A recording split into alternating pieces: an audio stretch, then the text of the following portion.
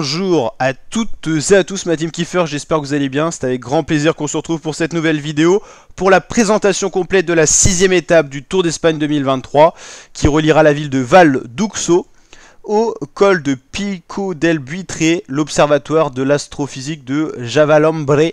Donc quasiment 2000 mètres d'altitude, 1956 mètres exactement. L'effet de l'altitude pourra se faire ressentir. Une seule grosse difficulté majeure, vous l'avez compris, c'est le Pico del Buitre, l'arrivée finale, mais il y aura d'autres côtes répertoriées, le Puerto de Arenillas et l'Alto Fuente de Rubielos en 3ème catégorie, donc pas très dur, mais une route globalement qui va monter toute la journée pour amener les coureurs petit à petit progressivement vers les hautes altitudes. Donc les cols et côtes au programme, pour l'instant, enfin pour le début de l'étape, ça sera du plutôt roulant, 5,8 km à 4,7% de moyenne. L'Alto Fuente de Rubielos, 6 km à 6,2% de moyenne, donc un peu plus pentu que la première ascension du jour. Et la dernière montée, beaucoup plus pentue, 10 km 9, donc 11 km à 8% de moyenne, avec des passages 13, 14, 15 et 16 maximum. Donc ça commence à envoyer. Et au niveau des kilomètres les plus pentus, on est sur de 11,4 de moyenne. Donc ça va envoyer pour une belle explication pour les principaux favoris. Un seul petit replat à signaler vers le milieu du col. Donc on va regarder normalement étape 6, on peut voir les favoris, on va regarder les favoris de cette étape. Normalement c'est présenté sur le site Today Cycling ou des choses comme ça. Ok, normalement on va voir ça, c'est plutôt bien fait.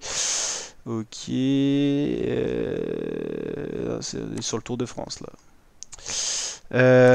Est-ce que Total Vélo, ils vont nous permettre ça, de nous mettre un peu les leaders. Voilà, les favoris. On a bien sûr Remco Evenepoel, l'actuel maillot rouge à 3 étoiles, Primoz Roglic et Jonas Vingegaard, la doublette de leader de Jumbo. À 2 étoiles, on retrouve le jeune coureur espagnol Juan Ayuso de la UAE, Joao Almeida, Enric Mas, Guerin Thomas. Et à 1 étoile, Santiago Buitrago, lui qui est tombé récemment, Lenny Martinez, qui est notre français le meilleur sur les routes de cette Vuelta, Vlasov, Bardet ou encore Houche de Broek. Moi je mettrais vraiment Remco Evenepoel, c'est lui qui paraît le plus fort dans le peloton d'aujourd'hui. Si ça se joue entre les principaux leaders, je pense qu'on va pas forcément laisser une échappée prendre beaucoup d'avance et on va jouer une victoire de grand. Donc je pense que Evenepoel sera le plus fort et Vingegaard sera deuxième.